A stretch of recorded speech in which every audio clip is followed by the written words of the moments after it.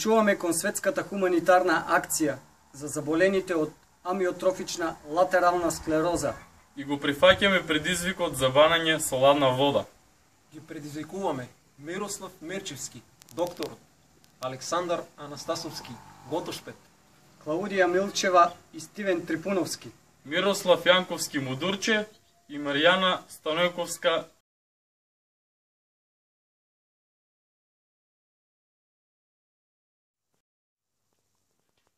Ајде.